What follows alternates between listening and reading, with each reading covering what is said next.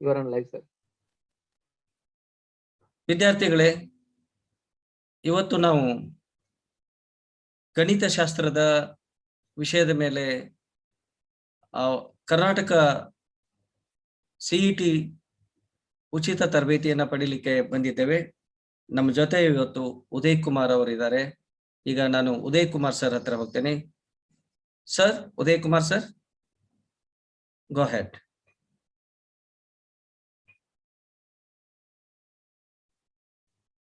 ಉದಯ್ ಕುಮಾರ್ ಅವ್ರನ್ನ ನಾವು yes sir, Uday Kumar sir.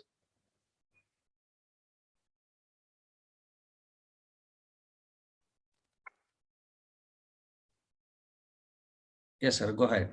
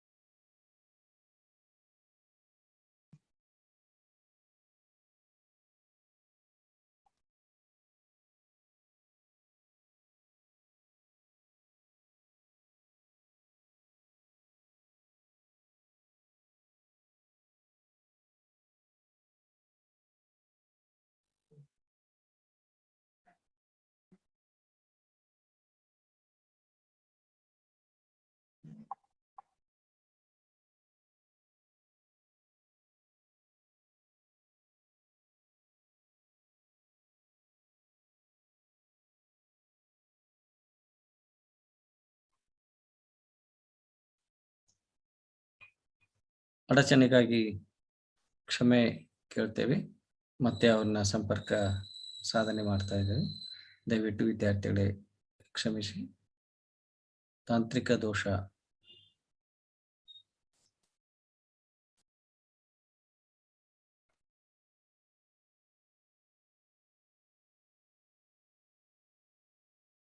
Thank you sir.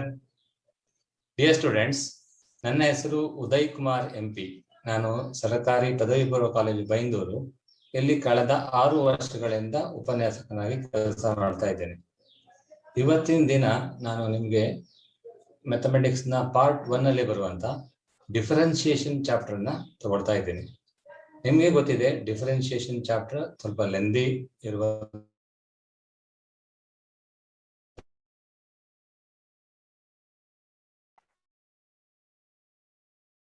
ಈ 45 ನಿಮಿಷದ ಅವಧಿಯಲ್ಲಿ ಎಲ್ಲ ಪ್ರಶ್ನೆಗಳನ್ನ ಸಾಲ್ವ್ ಮಾಡ್ಲಿಕ್ಕೆ ಆಗುವುದಿಲ್ಲ.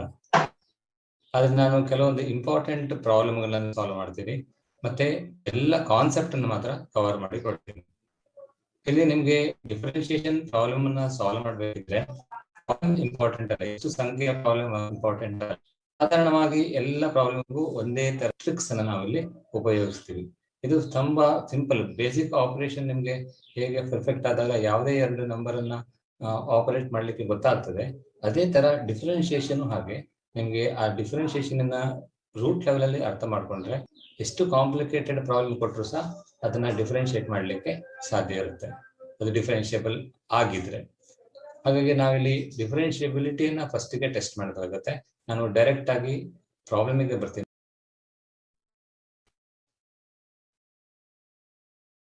ನೋಡಿ, ಇಲ್ಲಿ ಪ್ರಾಬ್ಲಮ್ ಹೀಗಿದೆ. If f of x is equal to mod x minus 3, then f is option A discontinuous at x equal to 2, option B not differentiable at x equal to 2, option C differentiable at x equal to 3, and option D continuous but not differentiable. ಈಗ ನಾವು ಈ problem ನ solve ಬೇಕಿದ್ರೆ general method apply ಮಾಡೋದಕ್ಕೆ ಹೋಗೋದಲ್ಲ. ಯಾಕಂದ್ರೆ ನಿಮ್ಗೆ general method ಗೊತ್ತಿದೆ. ಕಂಟಿನ್ಯೂಟಿನ check ಮಾಡ್ಬೇಕಾದ್ರೆ ಹೇಗೆ ಮಾಡ್ತೀವಿ, ಡಿಫರೆನ್ಶಿಯಬಿಲಿಟಿನ ಹೇಗೆ ಚೆಕ್ ಮಾಡ್ಬೇಕು ಅನ್ನೋದು ಗೊತ್ತಿದೆ. ಆ ಮೆಥಡ್ ನಲ್ಲಿ ಅಪ್ಲೈ ಮಾಡೋಕೆ ಹೋದ್ರೆ ನಿಮ್ಗೆ 5-6 ನಿಮಿಷ ಬೇಕಾಗುತ್ತೆ. ಹಾಗಾಗಿ ಡೈರೆಕ್ಟ್ ಆಗಿ ಪ್ರಾಬ್ಲಮ್ ನ ಸಾಲ್ವ್ ಮಾಡ್ಬೇಕಂದ್ರೆ ಕೆಲವೊಂದು ಕಾನ್ಸೆಪ್ಟ್ ನೀವು ಮೆಮರೈಸ್ ಮಾಡಬೇಕು. ಇಲ್ಲಿ ನಿಮ್ಗೆ ಗೊತ್ತಿರಬೇಕಾಗಿರುವ ರಿಸಲ್ಟ್ ಏನಂದ್ರೆ ಮಾಡ್ ಈಸ್ ಕಂಟಿನ್ಯೂಸ್ ಎವ್ರಿವೇರ್ ಅನ್ನೋದು ನಿಮ್ಗೆ ಗೊತ್ತಿದೆ. ಅದನ್ನ ಇಲ್ಲಿ ಅಪ್ಲೈ ಮಾಡೋಣ. ಈಗ ನೋಡಿ, ನಮ್ಗೆ ಇಲ್ಲಿ ಕಂಟಿನ್ಯೂಟಿ ಚೆಕ್ ಮಾಡ್ಬೇಕಾಗಿರುವ ಒಂದು ಫಂಕ್ಷನ್ ಇದೆ ಇಲ್ಲಿ, ಅಂಡ್ x-3 ಇನ್ನೊಂದು ಫಂಕ್ಷನ್ ಇದೆ. ಅದೆರಡರ ಕಾಂಪೋಸಿಟ್ ಇಂದ ನಿಮ್ಗೆ ಈ ಫಂಕ್ಷನ್ ಬಂದಿರೋದು. ಹಾಗಾಗಿ mod x ಕಂಟಿನ್ಯೂಸ್, x-3 ಸಹ continuous function. That's why f of x equal to mod x-3 is a continuous function. It is continuous everywhere. ಹಾಗೇನೆ mod x is not differentiable at x equal to 0 ಅನ್ನೋದು ನಿಮ್ಗೆ ಗೊತ್ತಿದೆ. ಮತ್ತೆಲ್ಲ point ಅಲ್ಲೂ mod x ಡಿಫರೆನ್ಶಿಯಬಲ್ ಆಗಿರುತ್ತೆ. mod x is not differentiable at x equal to 0. ಹಾಗಾಗಿ ಇಲ್ಲಿ mod x-3 ಯಾವಾಗ ಡಿಫರೆನ್ಶಿಯಬಲ್ ಅಲ್ಲ ಅನ್ನೋದನ್ನ ನಾವು ನೋಡ್ಬೇಕು. ಜನರಲ್ ಆಗಿ ಸಾಲ್ವ್ ಮಾಡೋದು ಹೇಗಂದ್ರೆ mod of f of x is not differentiable at which f of x equal to 0. ಈ mod f of x ಯಾವಾಗ ಡಿಫರೆನ್ಶಿಯಬಲ್ ಅಲ್ಲ ಅನ್ನೋದು ನಿಮ್ಗೆ ಗೊತ್ತಿದ್ರೆ ಆಯ್ತು. f of x equal to 0 ಆದಾಗ mod of f of x is not differentiable. ಈಗ ನೋಡಿ, ಇಲ್ಲಿ f of x ಜಾಗದಲ್ಲಿ ಏನಿದೆ, ಇಲ್ಲಿ x ಮೈನಸ್ ಇದೆ. ಹಾಗಾಗಿ x ಡಿಫರೆನ್ಶಿಯಬಲ್ ಅಲ್ಲ. ಅಂಡ್ x-3 0 ಅಂತ ಹೇಳಿದ್ರೆ x equal to 3. x equal to 3 ಆದಾಗ ಫಂಕ್ಷನ್ ಡಿಫರೆನ್ಶಿಯಬಲ್ ಅಲ್ಲ. ಹಾಗೆ ಕನ್ಕ್ಲೂಷನ್ ಏನು, f of x is continuous function but it is not differentiable at x equal to 3. ಹಾಗಾಗಿ ಆಪ್ಷನ್ ಡಿ ಇಲ್ಲಿ ಸರಿಯಾದ ಉತ್ತರ. ಈಗ ಇದೇ ಪ್ರಶ್ನೆಯನ್ನು ನಿಮ್ಗೆ find the derivative of function at x equal to 5 ಅಂತ ಕೇಳಿದ್ರೆ ಅಂತ ಇಟ್ಕೊಳ್ಳೋಣ. ಈ ಫಂಕ್ಷನ್ ನ ಡೆರಿವೇಟಿವ್ ಏನಂದ್ರೆ x equal to 5 ಆದಾಗ -3 ಪಾಸಿಟಿವ್ ನ ನೆಗೆಟಿವ್ ನ ಪಾಸಿಟಿವ್ ಅಲ್ವಾ. ಹಾಗೆ ಪಾಸಿಟಿವ್ mod x ಆಗುತ್ತೆ, x -3 ಆಗುತ್ತೆ. ಹಾಗೆ f ಏನಾಗುತ್ತೆ, x -3 ಆಗುತ್ತೆ. x -3 ಡೆರಿವೇಟಿವ್ ಎಷ್ಟು, 1 ಅಲ್ವಾ. ಹಾಗಾಗಿ ಇದೇ ಫಂಕ್ಷನ್ ಗೆ derivative of the function at x equal to 3 ಅಂತ ಕೇಳಿದ್ರೆ ಆನ್ಸರ್ ಎಷ್ಟು, 1. ಈ ತರ ಡೆರಿವೇಟಿವ್ ನೋಡ್ಬೇಕಿದ್ರೆ ನಿಮ್ಗೆ mod x ನ ಡೆಫಿನೇಷನ್ ಗೊತ್ತಿರಬೇಕಾಗುತ್ತೆ. ಈಗ ನಮ್ಗೆ ಪ್ರಾಬ್ಲಮ್ ಅಲ್ಲಿ ಏನಾದ್ರು ಈ x-3 ಬದಲಿಗೆ sin x ಅಂತ ಕೇಳಿದ್ರೆ ಇಟ್ಕೊಳ್ಳೋಣ. mod sin x ಯಾವಾಗ ಡಿಫರೆನ್ಶಿಯಬಲ್ ಅನ್ನೋದನ್ನ ನಾವು ಚೆಕ್ ಮಾಡಬೇಕು. ಈಗ mod sin x is not differentiable at sin x equal to 0. sin x equal to 0 ಆದಾಗ ಅದು ಡಿಫರೆನ್ಶಿಯಬಲ್ ಅಲ್ಲ. sin x ಯಾವಾಗ 0 ಆಗುತ್ತೆ, sin x 0 ಆಗೋದು x equal to 0, x equal to pi, x equal to 2pi, ಹಾಗೇನೆ x equal to n pi ಆದಾಗ sin x 0 ಆಗುತ್ತೆ ಅಲ್ವಾ. ಹಾಗಾಗಿ x equal to n pi where n belongs to z ಇದ್ದಾಗ sin function is not differentiable. ಈಗ ನಿಮ್ಗೆ ಜಾಮೆಟ್ರಿಕಲಿ ನಾನು not ಡಿಫರೆನ್ಶಿಯಬಿಲಿಟಿ ಹೇಳ್ತೀನಿ ನೋಡಿ. ನಿಮ್ಗೆ ಸೈನ್ ಫಂಕ್ಷನ್ ಇಂದ ಗ್ರಾಫ್ ಗೊತ್ತಿದೆ. ಸೈನ್ ಫಂಕ್ಷನ್ ಇಂದ ಗ್ರಾಫ್ ಹೇಗಿರುತ್ತೆ, ಈ ತರ ಇರುತ್ತೆ ಅಲ್ವಾ. ಸೈನ್ ಫಂಕ್ಷನ್ ಇಂದ ಗ್ರಾಫ್ ಹೀಗಿರುತ್ತೆ. ಈಗ ನಾವು mod sin x ನೋಡಿದಾಗ ಏನಾಗುತ್ತೆ ನೋಡಿ, ಇದು x ಆಕ್ಸಿಸ್ ಆದ್ರೆ this is the graph of sine function. ಈ ಮಾಡ್ಯುಲಸ್ ಇದು 0, ಇದು pi, ಇದು 2pi ಅಂಡ್ ಸೋ ಆನ್. ಈಗ ನೋಡಿ mod sin x ಏನಾಗುತ್ತೆ ಅಂದ್ರೆ mod sin x below x Axis ಇರೋದು ಮೇಲ್ಗಡೆ ಬಂದ್ಬಿಡುತ್ತೆ. ಯಾಕಂದ್ರೆ ಮಾಡ್ಯುಲಸ್ ಸೈನ್ ಏನ್ ಮಾಡುತ್ತೆ, ನೆಗೆಟಿವ್ ಇರೋದು ಪಾಸಿಟಿವ್ ಮಾಡಿಬಿಡುತ್ತೆ. ಹಾಗಾಗಿ mod sin x ಇದು ಗ್ರಾಫ್ ಹೇಗಾಗುತ್ತೆ, ಈ ತರ ಬಂದ್ಬಿಡುತ್ತೆ. This the graph of mod sin x. ಈ mod sin x ಹೇಳುವಂತದ್ದು ಕಂಟಿನ್ಯೂಸ್ ಇದೆ, ಎಲ್ಲೂ ಬ್ರೇಕ್ ಆಗಲಿಲ್ಲ ನೋಡಿ. But it is not differentiable at this point. pi 2pi 0 ಆದಾಗಲೆಲ್ಲ ಡಿಫರೆನ್ಶಿಯಬಲ್ ಅಲ್ಲ. ಯಾಕೆ ಇದು ಡಿಫರೆನ್ಶಿಯಬಲ್ ಅಲ್ಲ ಅಂದ್ರೆ ಈ ಪಾಯಿಂಟ್ ಅಲ್ಲಿ ಒಂದು ಎಡ್ಜ್ ಫಾರ್ಮೇಶನ್ ಆಗುತ್ತೆ, ಒಂದು ಕಾರ್ನರ್ ಇರುತ್ತೆ, ಸ್ಮೂತ್ ಆಗಿ ಹೋಗುದಿಲ್ಲ, ಸಡನ್ ಆಗಿ ಚೇಂಜ್ ಆಗಿಬಿಡುತ್ತೆ. ಆಗೊಂದು ಕಾರ್ನರ್ ಫಾರ್ಮೇಶನ್ ಆಗುತ್ತೆ. ಹಾಗಾಗಿ ಈ ಪಾಯಿಂಟ್ ಗಳಲ್ಲಿ ಫಂಕ್ಷನ್ ಡಿಫರೆನ್ಶಿಯಬಲ್ ಅಲ್ಲ. ಇದು geometrical meaning of the differentiability of the function. ಈಗ ನೆಕ್ಸ್ಟ್ ಪ್ರಾಬ್ಲಮ್ ಬರ್ತೀವಿ. ಈಗ ಪ್ರಾಬ್ಲಮ್ ನೋಡಿ, at the point x equal to 1 the given function f of x is equal to x cube minus 1 where 1 less than x less than infinity, x minus 1 where minus infinity less than x less than or equal to. ಈಗ we have to check whether it is continuous or differentiable. The first option continuous and differentiable ಇದೆ. Option B continuous and not differentiable. Option C discontinuous and differentiable. Option D discontinuous and not differentiable ಅಂತಿದೆ. ಈಗ ನಾವು problem ಅನ್ನು ತಗೊಳ್ಳೋಣ. Left hand limit ಅನ್ನ first ಗೆ ನೋಡಬೇಕು. Left hand limit ಅಂದ್ರೆ ಏನ್ ನೋಡಿ, ಲೆಫ್ಟ್ ಹ್ಯಾಂಡ್ ಲಿಮಿಟ್ ಅಂದ್ರೆ ಈಗ ಎಕ್ಸ್ ಟೆಂಡಿಂಗ್ ಟು 1 ಮೈನಸ್ ಅಂದ್ರೆ ಅರ್ಥ ಏನು, 1 ಗಿಂತ ಸ್ವಲ್ಪ ಕಡಿಮೆ ಅಂತ ಅರ್ಥ. ಎಕ್ಸ್ 1 ಗಿಂತ ಕಡಿಮೆ ಆದಾಗ ಅಂದ್ರೆ ಇಲ್ಲಿ ನೋಡಿ x is less than or equal to 1. Here x is less than or equal to 1. ಹಾಗಾಗಿ ಎಕ್ಸ್ ಲೆಸ್ ದೆನ್ 1 ಆದಾಗ ಫಂಕ್ಷನ್ ಹೇಗೆ ಡಿಫೈನ್ ಆಗಿರುತ್ತೆ, ಎಕ್ಸ್ ಮೈನಸ್ 1. ಇಲ್ಲಿ 1 ಹಾಕ್ಬೇಕು. 1 ಮೈನಸ್ 1 ಅಂದ್ರೆ ಏನ್ ಬರುತ್ತೆ, 0. ಹಾಗೇನೆ ರೈಟ್ ಹ್ಯಾಂಡ್ ಲಿಮಿಟ್ ಆದ್ರೆ x greater than 1. X greater than 1 ಇಲ್ಲಿದೆ ನೋಡಿ. ಹಾಗೆ ಎಕ್ಸ್ ಗ್ರೇಟರ್ ದೆನ್ 1 ಆದಾಗ right hand limit is equal to 1 minus 1 which is equal to 0. ಇಲ್ಲಿ left hand limit 0, right hand limit 0. Value of the function ನೋಡ್ಬೇಕು. Value of the function ಇಲ್ಲಿ ಇದನ್ನ X equal to 1 ಆದಾಗ ಹೇಗೆ define ಆಗಿದೆ, ಇಲ್ಲಿ ಈ ತರ ಡಿಫೈನ್ ಆಗಿದೆ ನೋಡಿ. when equal to 1 it is x minus 1. ಹಾಗಾಗಿ 1 minus 1 which is equal to 0. ಹಾಗಾಗಿ left hand limit, right hand limit, value of the function ಎಲ್ಲ ಈಕ್ವಲ್ ಇದೆ. ಹಾಗಾಗಿ function is continuous at x equal to 1. ಈಗ ಡಿಫರೆನ್ಷಿಯಬಿಲಿಟಿನ check ಮಾಡಬೇಕು. ನಾನು ಡಿಫರೆನ್ಷಿಯಬಿಲಿಟಿನ check ಮಾಡಬೇಕಾದ್ರೆ ಒಂದು ಶಾರ್ಟ್ ಕಟ್ ಮೆಥಡ್ ಹೇಳ್ತೀನಿ. ಈಗ ಈ ಫಂಕ್ಷನ್ ಅನ್ನ derivative at x equal to 1 ಅನ್ನ ನೋಡ್ಬೇಕು ಲೆಫ್ಟ್ ಸೈಡ್ ಅಲ್ಲಿ ಮತ್ತೆ ರೈಟ್ ಸೈಡ್ ಅಲ್ಲಿ. ಅಂದ್ರೆ 1 ಗಿಂತ ಜಾಸ್ತಿ ಆದಾಗ 1 ಗಿಂತ ಕಡಿಮೆ ಆದಾಗ that is called left hand derivative and right hand derivative. ನಿಮ್ಗೆ ನಾರ್ಮಲ್ ಪ್ರೊಸೀಜರ್ ಗೊತ್ತಿದೆ. ಈಗ left hand derivative at x equal to 1 ನೋಡ್ಬೇಕಾದ್ರೆ limit h tending to 0 f of 1 minus h minus f of 1 divided by h ಅಂತ ನೋಡ್ಬೇಕಲ್ವಾ. ಹಾಗಾಗಿ ಅಷ್ಟು lengthy process ಅನ್ನ use ಮಾಡುವ ಬದಲಿಗೆ ನಾನು ಸಿಂಪಲ್ ಆಗಿ ಹೇಳೋದಾದ್ರೆ ಇದರ ಡೆರಿವೇಟಿವ್ ನ ನೋಡ್ಬಿಡೋಣ. f dash of x ಅಂದ್ರೆ x cube in derivative, x cube minus 1 in a derivative ಏನು 3x square, x minus 1 in a derivative 1. ಈಗ x equal to 1 hockey left hand derivative, right hand derivative ಬರುತ್ತೆ. Left hand derivative ಅಂದ್ರೆ x ಗಿಂತ 1 ಕಡಿಮೆ ಇದ್ದಾಗ, x 1 ಗಿಂತ ಕಡಿಮೆ ಇದ್ದಾಗ 1. ರೈಟ್ ಹ್ಯಾಂಡ್ ಡೆರಿವೇಟಿವ್ ಅಂದ್ರೆ x 1 ಗಿಂತ ಜಾಸ್ತಿ ಆದಾಗ ಇಲ್ಲಿ ನೋಡಿ 3 into 1 3 ಆಗುತ್ತೆ. Left hand derivative 1, right hand derivative 3 ಇದೆ. ಹಾಗೆ ಇದೆರಡು ಬೇರೆ ಬೇರೆ ಅಲ್ವಾ. ಹಾಗಾಗಿ function is not differentiable at x equal to 1 ಅಂತ ನೀವು ಕನ್ಕ್ಲೂಡ್ ಮಾಡಬಹುದು. ಹಾಗಾಗಿ ರೈಟ್ ಆನ್ಸರ್ ಏನಾಗುತ್ತೆ ಇಲ್ಲಿ, it is continuous but not differentiable. Option B is the right answer for this question. ಈಗ ನೆಕ್ಸ್ಟ್ ಕ್ವಶನ್ ನೋಡಿ. The function f of x equal to x square into sin of 1 by x if x not equal to 0 and f of 0 is equal to 0 at x equal to 0. Here we have to check whether it is continuous and differentiable. Option A is continuous and differentiable. Option B continuous and not differentiable. Option C discontinuous and differentiable. Option D discontinuous and not differentiable ಅಂತಿದೆ. ಈಗ first ಗೆ ನಾವು f of x ಅನ್ನು ತಗೊಳ್ಳೋಣ and ಅದನ್ನ limit ಅನ್ನು ನೋಡ್ಬೇಕು. ಯಾಕಂದ್ರೆ ಕಂಟಿನ್ಯೂಟಿಯನ್ನು ಚೆಕ್ ಮಾಡ್ಬೇಕಲ್ವಾ. ಲಿಮಿಟ್ ಆಫ್ ದಿ ಫಂಕ್ಷನ್ ನೋಡ್ಬೇಕು. ಈ ಫಂಕ್ಷನ್ ನ ಲಿಮಿಟ್ ನೋಡ್ಬೇಕಿದ್ರೆ ಒಂದು ಸ್ಟ್ಯಾಂಡರ್ಡ್ ರಿಸಲ್ಟ್ ಅನ್ನ ನಾವು ಇಲ್ಲಿ ಯೂಸ್ ಮಾಡ್ತೀವಿ. ಅದೇನಂದ್ರೆ sin of 1 by x always lies between -1 to +1. ಇದು ನಿಮ್ಗೆ ರಿಸಲ್ಟ್ ಗೊತ್ತಿದೆ. sin x lies between -1 and 1 ಅಂತ ಗೊತ್ತಿದೆ ಅಲ್ವಾ. x ಜಾಗದಲ್ಲಿ ಏನಿದ್ರು 1 by x ಇದ್ರು ಸಹ ಅದು ಸಹ sin of the function. sin function always lies between -1 to +1. ಹಾಗಾಗಿ -1 less than or equal to sin of 1 by x less than or equal to 1 ಆಗಿರುತ್ತೆ. ಇದಕ್ಕೆ ಒಂದು ಪಾಸಿಟಿವ್ ನಂಬರ್ x ಸ್ಕ್ವೇರ್ ಅನ್ನ ಮಲ್ಟಿಪ್ಲೈ ಮಾಡಿದ್ರೆ ಇನ್ಇಕ್ವಾಲಿಟಿಯಲ್ಲಿ ಏನು ಬದಲಾಗುವುದಿಲ್ಲ. ಹಾಗೆ ಏನಾಗುತ್ತೆ -x square less than or equal to x square sin of 1 by x less than or equal to x square ಆಗುತ್ತೆ.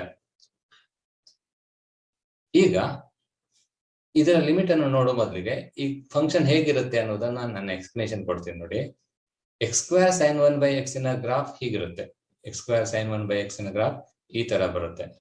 -x square ನ ಗ್ರಾಫ್ ಹೀಗಿರುತ್ತೆ ಅಂಡ್ x square ನ ಗ್ರಾಫ್ ಹೀಗಿರುತ್ತೆ. ಅಂದ್ರೆ x square sin 1 by x ಇದೆಯಲ್ಲ ಯಾವಾಗ್ಲೂ -x square ಮತ್ತೆ +x square ಮಧ್ಯದಲ್ಲಿ ಇರುತ್ತೆ. ಈಗ ನಾವು ಒಂದು ಸ್ಯಾಂಡ್ವಿಚ್ ಥಿಯರಮ್ ಅಂತ ಅಪ್ಲೈ ಮಾಡ್ಬೇಕಾಗುತ್ತೆ. ಅಂದ್ರೆ ಈ ಫಂಕ್ಷನ್ ಇದೆರಡು ಫಂಕ್ಷನ್ ಮಧ್ಯದಲ್ಲಿದ್ದಾಗ ಇದರ ಲಿಮಿಟ್ ಮತ್ತೆ ಇದರ limit as x tending to a ಇದ್ದಾಗ ಅದೆರಡು ಅದರ ಮಧ್ಯದಲ್ಲೇ ಇರುತ್ತೆ. ಇದರ ಲಿಮಿಟ್ ಇದೆಯಲ್ಲ ಇದೆರಡರ ಮಧ್ಯದಲ್ಲೇ ಇರುತ್ತೆ. ಹಾಗಾಗಿ ಇದರ ಲಿಮಿಟ್ ಎಷ್ಟು, limit x tending to 0 -x square less than or equal to limit x tending to 0 x square sin 1 by x less than or equal to limit x tending to 0 x square ಆಗುತ್ತೆ. ಇದು ಸ್ಯಾಂಡ್ವಿಚ್ ಥಿಯರಮ್. ಈ ಎರಡು function ಮಧ್ಯದಲ್ಲಿ ಈ function ಇದೆ ಅಲ್ವಾ, ಸಿಕ್ಕಾಕೊಂಡಿದೆ. ಈ function ಈ ಎರಡು ಫಂಕ್ಷನ್ ಮಧ್ಯದಲ್ಲಿ ಇದೆ. ಹಾಗಾಗಿ ಇದರ ಲಿಮಿಟ್ ಮಧ್ಯದಲ್ಲೇ ಇದರ ಲಿಮಿಟ್ ಇರುತ್ತೆ ಅಲ್ವಾ. ಈ ಲಿಮಿಟ್ ಎಷ್ಟು ಅಂತ ಗೊತ್ತಿದೆ ನಿಮ್ಗೆ 0. ಇದರ ಲಿಮಿಟ್ ಎಷ್ಟು 0. -x square ಲಿಮಿಟ್ ಸಹ 0 as x tends to 0 and x square limit ಸಹ 0 as x tends to 0. ಹಾಗಾಗಿ ನಮ್ಗೆ 0 ಮತ್ತೆ 0 ಮಧ್ಯದಲ್ಲಿ ಇದೆ ಅಂತ ಗೊತ್ತಾಯ್ತು. ಹಾಗಾದ್ರೆ ಇದರ ಲಿಮಿಟ್ ಎಷ್ಟು 0 ಆಗುತ್ತೆ. ಹಾಗಾಗಿ ನಮಗೆ ಲಿಮಿಟ್ ಆಫ್ ದಿ ಫಂಕ್ಷನ್ ಏನಾಗಿರುತ್ತೆ 0 ಆಗುತ್ತೆ. ಅಂಡ್ ಎಫ್ ಆಫ್ 0 ಅಂದ್ರೂ ಸಹ 0 ಇಲ್ಲಿ ಕೊಟ್ಟಿದ್ದಾರೆ. ಹಾಗಾಗಿ function f of x is continuous at x equal to 0. ಈಗ ನಾವು ಡಿಫರೆನ್ಷಿಯಬಿಲಿಟಿಯನ್ನ ಚೆಕ್ ಮಾಡೋಣ. ಈಗ ಡಿಫರೆನ್ಷಿಯಬಿಲಿಟಿ ನೋಡ್ಬೇಕಂದ್ರೆ ನಾವು ನಾರ್ಮಲ್ ಡೆರಿವೇಟಿವ್ ಫಸ್ಟ್ ಪ್ರಿನ್ಸಿಪಲ್ಸ್ ಅನ್ನ ಅಪ್ಲೈ ಮಾಡೋದಾದ್ರೆ left hand derivative right hand derivative ನೋಡಬೇಕು. R F dash of 0 is equal to F of 0 plus H. F of 0 plus H ಅಂದ್ರೆ F of H. F of H ಅಂದ್ರೆ ಏನು? H square sine 1 by H minus F of 0 ಅಂದ್ರೆ 0 divide by H. ಇದರ limit ನೋಡಿದಾಗ 0 ಬರುತ್ತೆ. Right hand derivative 0. ಹಾಗೆ left hand derivative ನೋಡೋದಾದ್ರೆ L F dash of 0 is equal to limit H tending to 0. ಇಲ್ಲಿ 0 minus H minus F of 0 divide by minus H. 0 minus H ಅಂದ್ರೆ minus H square into sine 1 by minus H divide by minus H. ಇಲ್ಲಿ H H cancel ಆಗಿ limit ಏನ್ ಬರುತ್ತೆ 0. Right hand derivative ಸಹ 0, left hand derivative ಸಹ 0. ಹಾಗಾಗಿ function differentiable ಸಹ ಹೌದು. ಹಾಗಾಗಿ x square into sine of 1 by x is differentiable also. ಇಲ್ಲಿ ಡಿಫರೆನ್ಷಿಯಬಲ್ ಹೌದು, ಕಂಟಿನ್ಯೂಸ್ ಹೌದು. ಹಾಗಾಗಿ ಕರೆಕ್ಟ್ ಆನ್ಸರ್ ಯಾವುದು ಅಂತ ಹೇಳಿದ್ರೆ ಇಲ್ಲಿ it is continuous and differentiable. That is option A is the right answer for this question. Next problem ನೋಡಿ. ಈ ಕ್ವಶನ್ ನೋಡಿ, let f of x equal to x minus box x where x belongs to R, then f dash of 1/2 is. ಇಲ್ಲಿ F dash of 1/2 ನೋಡ್ಬೇಕು. ಈಗ ಇದರ function derivative ನೋಡ್ಬೇಕಿದ್ರೆ ನಾನು simple ಆಗಿ ಹೇಳೋದಾದ್ರೆ ಈ ಫಂಕ್ಷನ್ ಗ್ರಾಫ್ ಗೊತ್ತಿದೆ ನಿಮ್ಗೆ ಡೆರಿವೇಟಿವ್ ಪಟ್ ಅಂತ ಗೊತ್ತಾಗ್ಬಿಡುತ್ತೆ.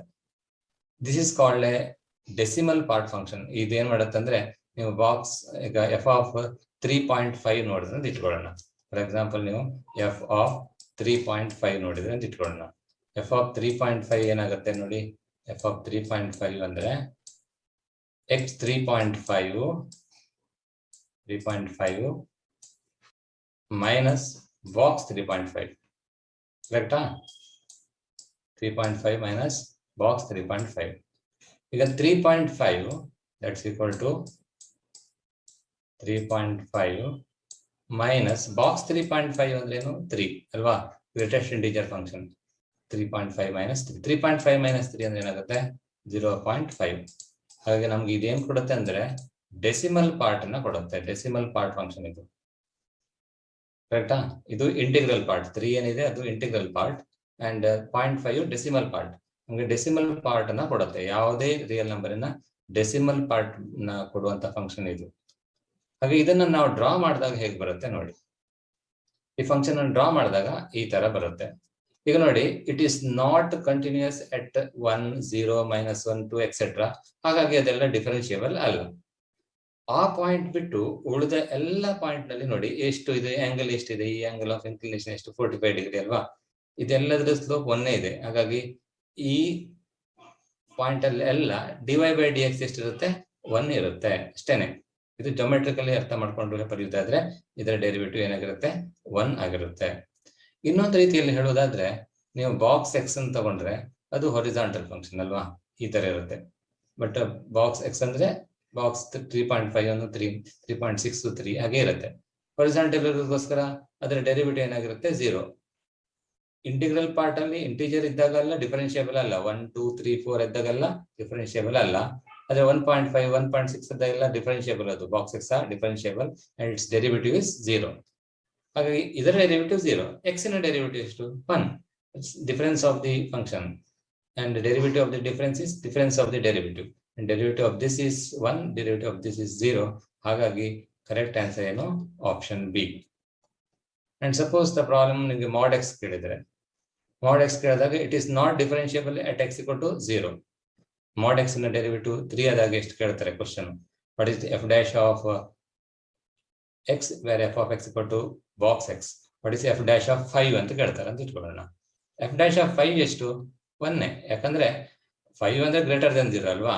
ಗ್ರೇಟರ್ ದೆನ್ 0 ಆದಾಗ ಎಫ್ ಆಫ್ ಎಕ್ಸ್ ಅಂದ್ರೆ ಏನಾಗುತ್ತೆ x ಆಗುತ್ತೆ. ಎಕ್ಸ್ ನ ಡೆರಿವೇಟಿವ್ ಎಷ್ಟು 1.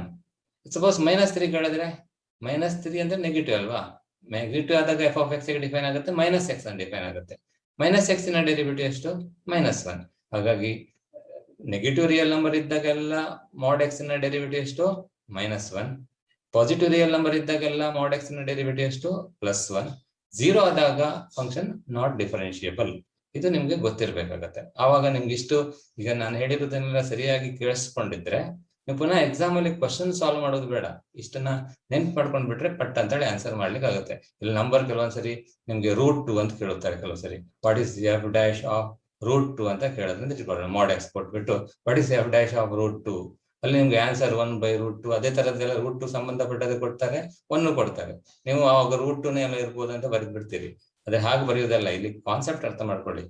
f of x mod x ಅಂದ್ರೇನು, x when x greater than 0, √2 greater than 0 ಅಲ್ವಾ. ಹಾಗಾಗಿ mod x ನ ಡೆರಿವೇಟಿವ್ when x √2 ಎಷ್ಟಾಗುತ್ತೆ 1 ಆಗುತ್ತೆ. ಈ ತರ ನೀವು ಬರೀಬೇಕು.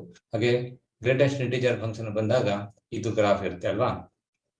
It is not differentiable at all integral point, ಯಾಕಂದ್ರೆ it is not continuous at all integral points. But ಉಳಿದ ಪಾಯಿಂಟ್ ಅಲ್ಲೆಲ್ಲ ಈ ಗ್ರೇಟೆಸ್ಟ್ ಇಂಟಿಜರ್ ಫಂಕ್ಷನ್ ನ ಡೆರಿವೇಟಿವ್ 0, ಯಾಕಂದ್ರೆ ಇದು ಹೊರಿಜಾಂಟಲ್ ಇದೆ ಅಲ್ವಾ. ಹೊರಿಜಾಂಟಲ್ ಇದ್ರೆ ಸ್ಲೋಪ್ ಎಷ್ಟು ಗೊತ್ತಿದೆ ಅಲ್ವಾ ನಿಮ್ಗೆ, 0 ಅಲ್ವಾ. ಹಾಗೆ ಉಳಿದ ಪಾಯಿಂಟ್ ಅಲ್ಲಿ ಎಲ್ಲ derivative of box X is 0. ಇದೆಲ್ಲ ನಿಮ್ಗೆ ಬೇಸಿಕ್ ಕಾನ್ಸೆಪ್ಟ್ಸ್. ಇದು ಗೊತ್ತಿದ್ರೆ ನಿಮ್ಗೆ ಪ್ರಾಬ್ಲಮ್ ಅನ್ನ ಸಾಲ್ವ್ ಮಾಡ್ಬೇಕಿದ್ರೆ ಫಾಸ್ಟ್ ಆಗಿ ಈಸಿಯಾಗಿ ಸಾಲ್ವ್ ಮಾಡಬಹುದು. ನೆಕ್ಸ್ಟ್ ಕ್ವಶನ್ ನೋಡಿ. If f of x equal to modulus of cos x minus sin x, then f dash of pi/3 equal to. ಇಲ್ಲಿ ಸೇಮ್ ಕಾನ್ಸೆಪ್ಟ್ ಅನ್ನು ನೀವು ಅಪ್ಲೈ ಮಾಡಬೇಕು. ನಾವು ನೋಡ್ಬೇಕಾಗಿರೋದೇನು, f dash of pi/3. ಈ pi/3 ಆದಾಗ cos x minus sin x positive ಇರುತ್ತಾ negative ಇರುತ್ತಾ ಅನ್ನೋದನ್ನ ಐಡೆಂಟಿಫೈ ಮಾಡಬೇಕು. ಗೊತ್ತಾಯ್ತಲ್ಲ. ಯಾಕೆಂದ್ರೆ mod x ನಮ್ಗೆ ಹೇಗೆ ಡಿಫೈನ್ ಆಗುತ್ತೆ, ಪಾಸಿಟಿವ್ ಇದ್ದಾಗ ಒಂಥರ ಡಿಫೈನ್ ಆಗುತ್ತೆ, ನೆಗೆಟಿವ್ ಇದ್ದಾಗ ಇನ್ನೊಂಥರ ಡಿಫೈನ್ ಆಗುತ್ತೆ ಅಲ್ವಾ. ಹಾಗಾಗಿ ಈ pi/3 ಹತ್ತದಲ್ಲಿ cos x minus sin x greater than 0 less than 0 ಅನ್ನೋದನ್ನ ಐಡೆಂಟಿಫೈ ಮಾಡಬೇಕು. ನೀವು ಈಗ ನೋಡಿ, cos x ಮತ್ತೆ sin x. cos 0 ಅಂದ್ರೆ ಎಷ್ಟು, 1. sin 0 ಅಂದ್ರೆ ಏನು, 0 ಅಲ್ವಾ. ಫಸ್ಟ್ ಗೆ cos x ಜಾಸ್ತಿ ಇರುತ್ತೆ, 0 ಇಂದ ತಗೊಂಡು ಹೋದ್ರೆ cos x ವ್ಯಾಲ್ಯೂ ಜಾಸ್ತಿ ಇರುತ್ತೆ. ನಂತರ cos x ಕಡಿಮೆ ಆಗ್ತಾ ಬರುತ್ತೆ, sin x ಜಾಸ್ತಿ ಆಗ್ತಾ ಬರುತ್ತೆ. ಒನ್ ಪಾಯಿಂಟ್ ಅಲ್ಲಿ cos x ಮತ್ತೆ sin x ಎರಡು ಈಕ್ವಲ್ ಇರುತ್ತೆ. ಯಾವ್ದದು, pi/4 ಅಲ್ವಾ. ನಾನು ಗ್ರಾಫ್ ಏನ್ ಬಡಿದಿಲ್ಲ, ನೀವು ಕೇಳಿಸ್ಕೊಳ್ತಾ ಇದ್ರೆ ಗೊತ್ತಾಗುತ್ತೆ. sin pi/4 1/√2, cos pi/4 ಸಹ 1/√2 ಅಲ್ವಾ. ನಂತರ pi/4 ನಂತರದಲ್ಲಿ ಏನಾಗುತ್ತೆ, cos x ಕಡಿಮೆ ಆಗುತ್ತೆ, sin x ಜಾಸ್ತಿ ಆಗುತ್ತೆ. ನೋಡಿ, ನಾವಿಲ್ಲಿ ನೋಡ್ತಾ ಇರುವುದೇನು, f dash of pi/3 ನೋಡ್ಬೇಕು ಅಲ್ವಾ. ಹಾಗಾಗಿ pi/3 ಅಲ್ಲಿ cos x ಜಾಸ್ತಿನಾ sin x ಜಾಸ್ತಿನಾ, sin x ವ್ಯಾಲ್ಯೂನೇ ಜಾಸ್ತಿ ಇದೆ cos x ಗಿಂತ. ಹಾಗಾಗಿ ಇದು ನೆಗೆಟಿವ್.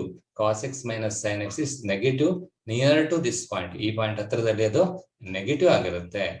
ಹಾಗಾಗಿ ನಾವು ಡಿಫೈನ್ ಮಾಡ್ಬೇಕಿದ್ರೆ f of x ಅಂದ್ರೆ minus of cos x minus x ಅಂತ ಬರ್ಕೊಂಡ್ ಬಿಡ್ಬೋದು. ಯಾಕಂದ್ರೆ ನಾವು ಈ ಪಾಯಿಂಟ್ ಅಲ್ಲಿ ಡೆರಿವೇಟಿವ್ ನೋಡ್ಬೇಕಲ್ವಾ.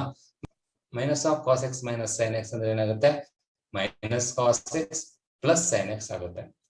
ಈಗ ಇದರ ಡೆರಿವೇಟಿವ್ ನೋಡ್ರೆ ಆಯ್ತು. ಮೈನಸ್ cos x ನ ಡೆರಿವೇಟಿವ್ ಎಷ್ಟು, sin x. f dash of x ಅಂದ್ರೆ sin x plus cos x. pi/3 ಹಾಕಬೇಕು, sin pi/3 plus cos pi/3 ಆಗುತ್ತೆ. sin pi/3 ವ್ಯಾಲ್ಯೂ ಎಷ್ಟು, √3/2. cos pi/3 ವ್ಯಾಲ್ಯೂ ಎಷ್ಟು, 1/2. √3/2 ಪ್ಲಸ್ 1/2. ಇದನ್ನ ಆಡ್ ಮಾಡಿದ್ರೆ ಬರುತ್ತೆ √3 ಪ್ಲಸ್ 1/2.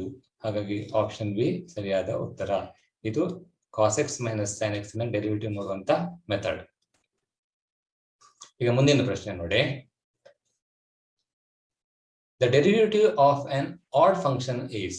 ಇಲ್ಲಿ ನಿಮ್ಗೆ ಆಡ್ ಫಂಕ್ಷನ್ ಅಂದ್ರೆ ಏನಂತ ಗೊತ್ತಿರಬೇಕು. ಡೆರಿವೇಟಿವ್ ನೋಡೋದೇನು ಕಷ್ಟ ಇಲ್ಲ. ಆಡ್ ಫಂಕ್ಷನ್ ಮತ್ತೆ ಈವನ್ ಫಂಕ್ಷನ್ ಬಗ್ಗೆ ನಿಮ್ಗೆ ಗೊತ್ತಿರಬೇಕಾಗುತ್ತೆ.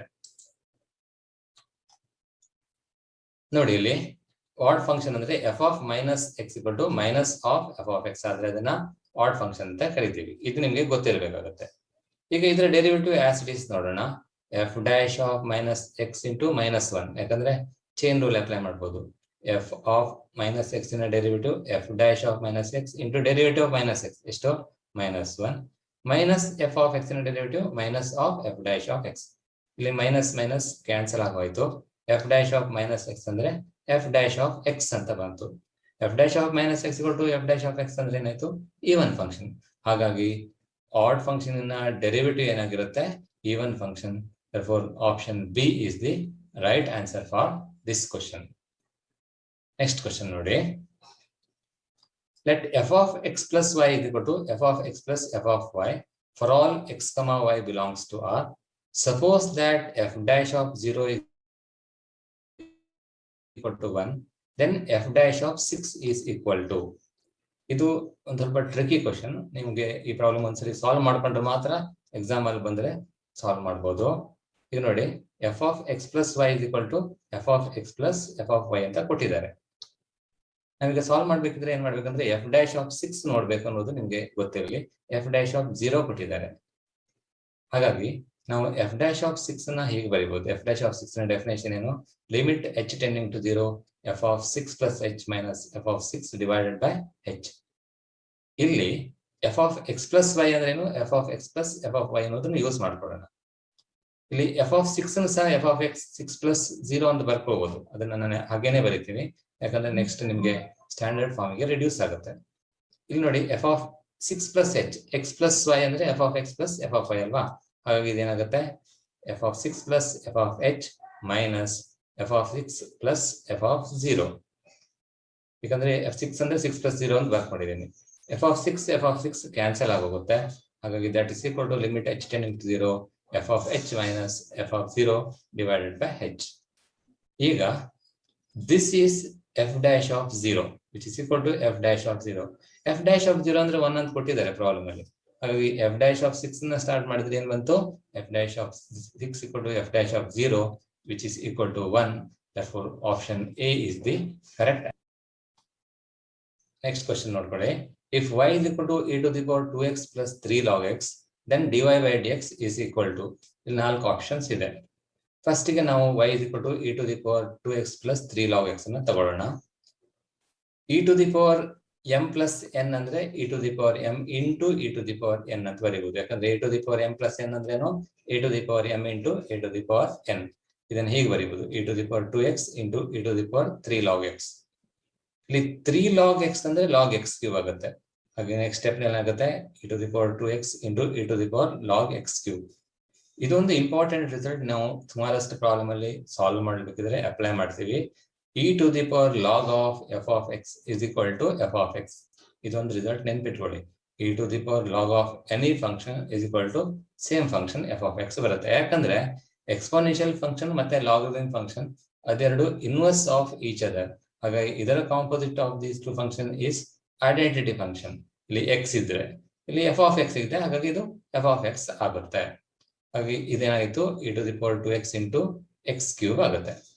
ಈಗ ಇದರ ಡೆರಿವೇಟಿವ್ ನೋಡ್ಲಿಕ್ಕೆ ಹೇಳಿರೋದು ಫೈಂಡ್ dy by dx. ಇದು ತುಂಬಾ ಸಿಂಪಲ್ ಕ್ವಶನ್ ಅಲ್ವಾ? ಪ್ರಾಡಕ್ಟ್ ರೂಲ್ ಅಪ್ಲೈ ಮಾಡ್ರೆ ಆಯ್ತು ಅಲ್ವಾ? ಫಸ್ಟ್ ಫಂಕ್ಷನ್ ಏನು? x cube plus into derivative of e to the power 2x ಎಷ್ಟು? 2e to the power 2x plus x cube ನ derivative 3x square into e to the power 2x. ಇಲ್ಲಿ ನೋಡಿ, x square e to the power 2x common ತಗೊಳ್ಬಿಡ್ಬೋದು. x square e to the power 2x common ತಗೊಂಡ್ರೆ ಇಲ್ಲಿ ಉಳಿತದೆ 2x plus 3. ಎರಡನೇದ್ರಲ್ಲಿ 3 ಉಳಿತದೆ. ಅಂದ್ರೆ answer ಏನಾಯ್ತು? x square e to the power 2x into 2x plus 3. Option D is the correct answer for this question.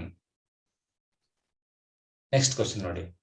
If f of x equal to 1 by 3x plus 1, then f dash of 0 is positive ಅಥವಾ negative ಅಂತ ಹೇಳ್ಬೇಕು. ಇದು direct question. Chain rule ಅನ್ನ apply ಮಾಡೋದಕ್ಕೋಸ್ಕರ ಇದನ್ನ ತಗೊಂಡಿದ್ದೀನಿ. ಈಗ chain rule ಹೇಗೆ ಅಪ್ಲೈ ಮಾಡ್ಬೇಕು ಅನ್ನೋದು ನೋಡಿ. ಇಲ್ಲಿ f of x ಅಂದ್ರೆ 1 by 3x plus 1. ಈಗ ನೋಡಿ, ನಿಮ್ಗೆ x ನ ಡೆರಿವೇಟಿವ್ ಗೊತ್ತಿದೆ ಎಷ್ಟು? 1. 3x plus 1 ನ ಡೆರಿವೇಟಿವ್ ಸಹ ಗೊತ್ತಿದೆ ಎಷ್ಟು? 3. 1 by x ನ ಡೆರಿವೇಟಿವ್ ಗೊತ್ತಿದೆ ಎಷ್ಟು? -1 by x ಸ್ಕ್ವೇರ್. ಈಗ ಇದನ್ನ u ಅಂತ ತಗೊಳ್ಬೇಕು. ಏನು 3x plus 1 ಇದೆ ಅದನ್ನ u ಅಂತ ತಗೊಂಡು ಚೈನ್ ರೂಲ್ ಅನ್ನ ಅಪ್ಲೈ ಮಾಡ್ಬೇಕು. ನೋಡಿ, ಥಿಂಕ್ ಮಾಡ್ಕೊಳ್ಳಿ ಅಷ್ಟೇ. u ಅಂತ ತಗೊಂಡ್ಬೇಕು. ಅವಾಗ 1 by u ಆಗುತ್ತೆ. 1 by u ಡೆರಿವೇಟಿವ್ ನಿಮ್ಗೆ ನೆನ್ಪಿಟ್ಕೊಳ್ಬೇಕು, -1 by u ಸ್ಕ್ವೇರ್. ಹಾಗಾಗಿ -1 by 3x plus 1 whole square into derivative of 3x plus 1. Derivative of 3x plus 1 ಎಷ್ಟು? 3. ಹಾಗಾಗಿ ಇದು f dash ಆಫ್ x. ನಮ್ಗೆ ಕ್ವಶನ್ ಕೇಳಿರೋದೇನು? f dash ಆಫ್ 0 ಅಲ್ವಾ? x equal to 0 ಹಾಕಬೇಕು. f dash of 0 is equal to -1 divided by 3 into 0 plus 1 whole square into 3. Correct ಅಲ್ಲ? And ಈಗ x equal to 0 ಹಾಕಿದ್ರೆ -1 divided by 0 plus 1 whole square ಅಂದ್ರೆ ಏನಾಯ್ತು? -3 divided by 1 ಅಂದ್ರೆ -3 which is negative. ಹಾಗಾಗಿ correct answer ಏನಿಲ್ಲಿ negative. ಇಲ್ಲಿ ಒಂದು term ನೋಡಿ ವ್ಯಾನಿಷಸ್ ಅಂತ ಇದೆ. ಇದು ನಿಮ್ಗೆ ಗೊತ್ತಿರಬೇಕು. What is the meaning of vanish? ಶೂನ್ಯವಾಗಿರುತ್ತದೆ ಅಥವಾ 0 ಆಗುತ್ತೆ ಅನ್ನೋದನ್ನ ಇಂಗ್ಲಿಷ್ ನಲ್ಲಿ ವ್ಯಾನಿಷಸ್ ಅಂತ ಹೇಳ್ತಾರೆ. ಇದು ನಿಮ್ಗೆ ಗೊತ್ತಿರಲಿ, ಯಾಕಂದ್ರೆ ಏನೋ ಹೊಸ ಶಬ್ದ ಬಂದಿದೆ ಅಂತ ಹೇಳ್ಕೊಂಡು ಕನ್ಫ್ಯೂಸ್ ಮಾಡ್ಕೊಳ್ಬೇಡಿ. And this is the derivative of the function f dash of 0 is equal to -3. Next question ನೋಡಿ. Let f and g be differentiable function such that f composite g is equal to identity function, g dash of a is equal to 2 and g of a is equal to b, then f dash of b is equal to. ಇಲ್ಲಿ ನಾವು ಈ result ನ use ಮಾಡಬೇಕು. That is f composite g is equal to identity function. f composite g is identity means f ನ inverse g, g inverse f ಅಂತ ಅರ್ಥ. ಇಲ್ಲಿ option ಏನ್ ಕೊಟ್ಟಿದ್ದಾರೆ ಅಂದ್ರೆ a -2, b none of these, c 2 and d is 1/2. ಇಲ್ಲಿ ನೋಡಿ, first ಗೆ ನಾವು ಇದನ್ನ ಯೂಸ್ ಮಾಡ್ಕೊಳ್ಳೋಣ. f composite g is identity ಅಂತ ಹೇಳಿ. What is the meaning of that? f of g of x equal to x. ಇದರ ಡೆರಿವೇಟಿವ್ ಆಸ್ ಇಟ್ ಇಸ್ ನೋಡುವ. ಚೈನ್ ರೂಲ್ ಅನ್ನು ಅಪ್ಲೈ ಮಾಡಬೇಕು. f dash of g of x into, correct ನೋಡ್ಕೊಳ್ಳಿ, f dash of g of x into g dash of x ಅಲ್ವಾ? f dash of g of x into derivative of this. ಇದನ್ನ g of x ಅಂದ್ರೆ u ತಗೊಳ್ತೀವಿ, derivative ನೋಡ್ತೀವಿ. f dash of u ಅಂದ್ರೆ g of x into du by dx, derivative of g of x, g dash of x. Right hand side ನ derivative ಎಷ್ಟಿರುತ್ತೆ? 1 is equal to 1. ಈಗ ನಮ್ಗೆ a ಹಾಕ್ಬೇಕು. ಈಗ ಏನಾಯ್ತು? f dash of g of a into g dash of a is equal to 1. ಇಲ್ಲಿ ಏನ್ ಕೊಟ್ಟಿದ್ದಾರೆ ಅಂದ್ರೆ g of a ಅಂದ್ರೆ b ಅಲ್ವಾ ಕೊಟ್ಟಿದ್ದಾರೆ ಇಲ್ಲಿ. ಹಾಗಾಗಿ f dash of b into g dash of a is equal to 1. f dash of b ಸಹ ಕೊಟ್ಟಿದ್ದಾರೆ. ಅಲ್ಲ, ಇಲ್ಲಿ g dash of a ಕೊಟ್ಟಿದ್ದಾರೆ. ನಾವು f dash of b ನೋಡ್ಬೇಕಲ್ವಾ? ಹಾಗಾಗಿ g dash of a ಎಷ್ಟಿಲ್ಲಿ 2, f dash of b ನೋಡ್ಬೇಕಲ್ವಾ? ಹಾಗಾಗಿ f dash of b into 2 is equal to 1 ಆಯ್ತು. f dash of b ಅಂದ್ರೆ ಆಯ್ತು 1/2. Correct answer is option D, that is 1/2. Next question ನೋಡಿ. If f of x is an even function and f dash of x exists, then f dash of e plus f dash of minus e is.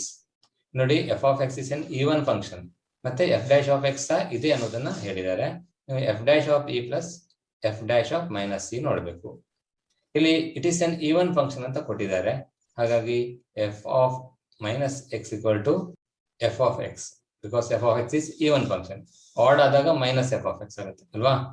ಇದರ derivative ನೋಡಿ, f dash of minus x into -1 is equal to f dash of x. ಅಂದ್ರೆ f dash of x plus f dash of minus x is equal to 0 ಆಗ್ಬಿಡುತ್ತೆ ಅಲ್ವಾ? ಈ ಬದಲಿಗೆ ಯಾವ number ಕೊಟ್ಟರು 0ನೇ, ಯಾಕಂದ್ರೆ f dash of x plus f dash of minus x is always 0. ಇಲ್ಲಿ f dash of e plus f dash of minus e is 0. ಇಲ್ಲಿ ಬದಲಿಗೆ √2 ಕೊಡ್ಲಿ, √5 ಕೊಡ್ಲಿ, 13 ಕೊಡ್ಲಿ, ಎಷ್ಟಾದ್ರೂ ಸಹ ನಿಮ್ಗೆ f dash of 13 plus f dash of minus 13 is also 0. Left hand side ತಗೋ ಬಂದ್ರೆ f dash of e plus f dash of minus e is equal to 0 ಅಂತ ಬರುತ್ತೆ. ಇಲ್ಲಿ ಆಪ್ಷನ್ ಬಿ ಸರಿಯಾದ ಉತ್ತರ. ನೆಕ್ಸ್ಟ್ ಕ್ವಶನ್ ನೋಡಿ. If f of x equal to determinant of x2 x 0 1 2 1 0 1, then f dash of x is equal to, ಇಲ್ಲಿ 4 option ಇದೆ, a 2 0 -2 4 ಇದೆ. ಈಗ ನಾನು ಇದನ್ನ ಜನರಲ್ ಆಗಿ ಸಾಲ್ವ್ ಮಾಡೋದು ಹೇಳ್ತೀನಿ. ಈ ಪ್ರಾಬ್ಲಮ್ ನ ಸಾಲ್ವ್ ಮಾಡ್ಬೇಕಂದ್ರೆ ಡೈರೆಕ್ಟ್ ಎಕ್ಸ್ಪಾಂಡ್ ಮಾಡಿ ನಂತರದಲ್ಲಿ ನಿಮ್ಗೆ ಒಂದು ಇಕ್ವೇಶನ್ ಬರುತ್ತೆ, ಅದರ ಡೆರಿವೇಟಿವ್ ನ ನೋಡಿ ಆನ್ಸರ್ ನ ಬರಿಬಹುದು. ಬಟ್ ನಾನು ಜನರಲ್ ಆಗಿ ಈ ತರ ಪ್ರಶ್ನೆ ಬಂದಾಗ ಹೇಗೆ ಸಾಲ್ವ್ ಮಾಡ್ಬೇಕು ಅನ್ನೋದನ್ನ ನೋಡ್ಕೊಳ್ಳಿ. ಸಪೋಸ್ ಡಿಟರ್ಮಿನೆಂಟ್ ಅಲ್ಲಿ ಹೀಗಿದ್ರೆ f1 of x f2 9 elements ಈ ತರ ಫಂಕ್ಷನ್ ಆಫ್ x ಆದಾಗ ಅದರ ಡೆರಿವೇಟಿವ್ ನೋಡೋದು ಹೇಗಂದ್ರೆ, ಫಸ್ಟ್ 3 ಮ್ಯಾಟ್ರಿಕ್ಸ್ ನ ಸಮ್ ಆಗಿ ಬರೀಬೇಕು. ಫಸ್ಟ್ ಮ್ಯಾಟ್ರಿಕ್ಸ್ ನಲ್ಲಿ ಇದರ first order derivative, second matrix ನಲ್ಲಿ ಸೆಕೆಂಡ್ ರೋ ನ first order derivative, third matrix ಅಲ್ಲಿ ಥರ್ಡ್ ರೋ ನ ಡೆರಿವೇಟಿವ್ ನ ಬರೆದು ಆಡ್ ಮಾಡ್ಬಿಟ್ರೆ ನಿಮ್ಗೆ ಇದರ ಡೆರಿವೇಟಿವ್ ಇದು ಎರಡು ಈಕ್ವಲ್ ಆಗಿರುತ್ತೆ. ಇದು ಗೊತ್ತಿರಲಿ ನಿಮ್ಗೆ. ಕೆಲವೊಂದ್ಸರಿ ನಾವು ಈ ಕಾನ್ಸೆಪ್ಟ್ ಅನ್ನ 3 ಅಪ್ಲೈ ಮಾಡ್ಬೇಕಾಗತ್ತೆ. ಬಟ್ ಈ ಪ್ರಾಬ್ಲಮ್ ಅಲ್ಲಿ ಸೆಕೆಂಡ್ ರೋ ಮತ್ತೆ ಥರ್ಡ್ ರೋ ಕಾನ್ಸ್ಟೆಂಟ್ ಆದಕ್ಕೋಸ್ಕರ ಇಲ್ಲಿ ಸೆಕೆಂಡ್ ರೋ 0 ಆಗಿರುತ್ತೆ, ಇಲ್ಲಿ ಥರ್ಡ್ ರೋ 0 ಆಗಿರುತ್ತೆ. ಹಾಗಾಗಿ ಇದೆರಡು 0 ಆಗ್ಬಿಡುತ್ತೆ. ಹಾಗೆ dy dx of x2x 0 1 2 1 0 1 is equal to 1 0 1 0 1 2 1 0 1 ಆಗಿರುತ್ತೆ. ಮತ್ತೆ ಉಳಿದ ಎರಡರಲ್ಲಿ ಇಲ್ಲಿ ಸೆಕೆಂಡ್ ರೋ 0, ಇಲ್ಲಿ ಥರ್ಡ್ ರೋ 0, ಹಾಗಾಗಿ ಇದೆರಡು 0 ಆಗ್ಬಿಡುತ್ತೆ. ಅಂಡ್ ಇದನ್ನ expand ಮಾಡ್ರಾಯ್ತು. 1 into 1 minus 0 minus 0 plus 1 into 0 minus 1 ಅಂದ್ರೆ 1 minus 1 which is equal to 0. ಇದೊಂದು ಐಡಿಯಾ ನಿಮ್ಗೆ ಸಿಗುತ್ತೆ ಹೇಗೆ derivative of the function when the function is given indeterminate form ಅನ್ನೋದನ್ನ ನೀವು ನೋಡ್ಕೊಂಡ್ರಿ. ಎಕ್ಸ್ಪ್ರೆಷನ್ ನೋಡಿ, let f of x plus y is equal to f of x into f of y for all x and y.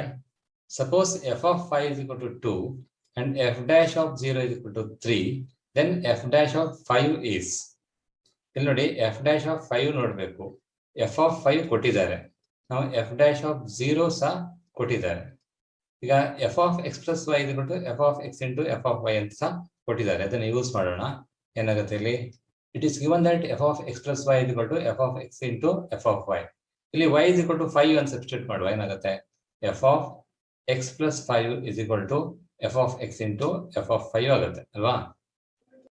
ಈಗ ಇದನ್ನ simplify ಮಾಡಿದ್ರೆ f of 5 ಅಂದ್ರೆ 2 ಅಂತ ಕೊಟ್ಟಿದಾರಲ್ಲ, substitute ಮಾಡುವ, f of x plus 5 is equal to f of x into 2 ಆಗುತ್ತೆ. ಈಗ ಇದನ್ನ differentiate ಮಾಡಬೇಕು. f of x plus 5 derivative ಏನಾಗುತ್ತೆ, f dash of x plus 5 into 2 times f dash of x.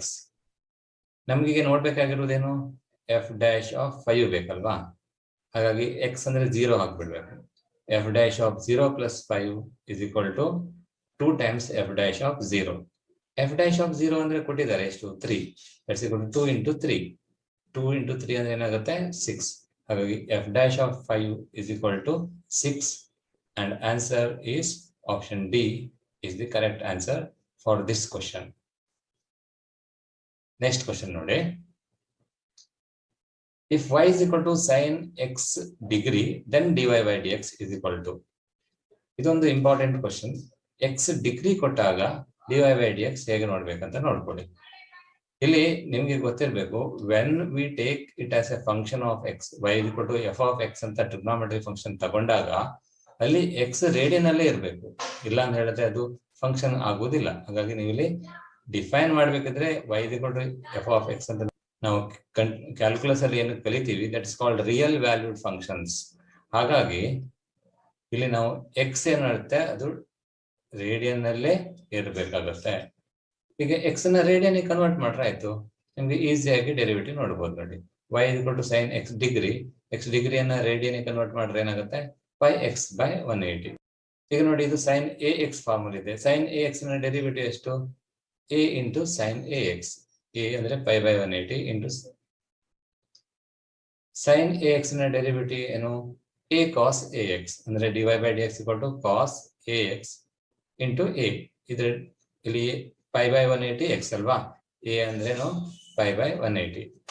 ಈಗ ನಮ್ಗೆ pi x by 180 ಅಂದ್ರೆ degree convert ಮಾಡಿದ್ರೆ that is cos degree into pi by 180, that is pi by 180 into cos x degree. Option B ಸರಿಯಾದ ಉತ್ತರ ಇದೆ ಅಲ್ವಾ, correct ಅಲ್ಲ. Next ಪ್ರಶ್ನೆ ಬರ್ತೀನಿ. If y is equal to e to the power 5 to the power minus x, then dy by dx at x equal to 0 is. ಈ problem ತುಂಬಾ complicate ಅನ್ಸುತ್ತೆ, ಆದ್ರೆ ಇದು ನಿಮ್ಗೆ ಚೈನ್ ರೂಲ್ ಅನ್ನ ಅಪ್ಲೈ ಮಾಡಬೇಕು. ಮತ್ತೆ standard derivative e power x ಮತ್ತೆ a ಪವರ್ x ಇದೆರಡು ಡೆರಿವೇಟಿವ್ ಗೊತ್ತಿರಬೇಕು, ಯಾಕಂದ್ರೆ ಇದು composite of e power x as well as a power x. ನೋಡಿ ಫಸ್ಟ್ ನಾವು y is equal to e to the power minus 5x ಅಂತ ತಗೊಳ್ಳೋಣ. Chain rule apply ಮಾಡ್ಬೇಕಿದ್ರೆ u ಅಂದ್ರೆ ತಗೊಳ್ಬೇಕಲ್ವಾ, u is a function of x ಆಗಿರ್ಬೇಕು, y simple function ಆಗಿ reduce ಮಾಡ್ಬೇಕು. ನೋಡಿ 5 to the power minus x ಅಂದ್ರೆ u ತಗೊಂಡ್ರೆ ಇದೇನಾಯ್ತು e to the power u. dy by dx ಅಂದ್ರೆ e to the power u into du by dx ಅಲ್ವಾ. dy by dx equal to e to the power u into d by dx of 5 power minus x. What is derivative of 5 to the power minus x? What is derivative of a power x? a power x into log a. ಇದನ್ನ ನೀವು a power x ಬರುವುದಾದ್ರೆ 5 to the power minus 1 to the power x, ಕರೆಕ್ಟಾ. a ಅಂದ್ರೆ ಇಲ್ಲಿ 5 to the power minus 1 to the power x. a power x ನ derivative ಏನು, a power x into log a. 5 to the power minus 1 to the power x into log of 5 to the power minus 1. 5 to the power minus x into log of 5 to the power minus 1. ಈಗ log of 5 to the power minus 1 ಅಂದ್ರೆ minus log 5. ಹಾಗಾಗಿ dy by dx at x equal to 0 ಕೇಳಿದ್ದಾರೆ, 0 ಆಗಬೇಕು. x equal to e to the power 5 to the power minus 1 to the power 0. x to the power 0 ಅಂದ್ರೆ ಏನಾಯ್ತು? 1. ಹಾಗಾಗಿ e ಆಯ್ತು into 5 to the power 0 ಅಂದ್ರೆ 1 into minus 1 into log 5.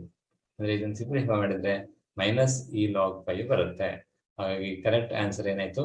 Option C is the right answer for this question. ಇಲ್ಲಿ chain rule ನಿಮ್ಗೆ correct ಆಗಿ apply ಮಾಡೋದು ಗೊತ್ತಿರಬೇಕು.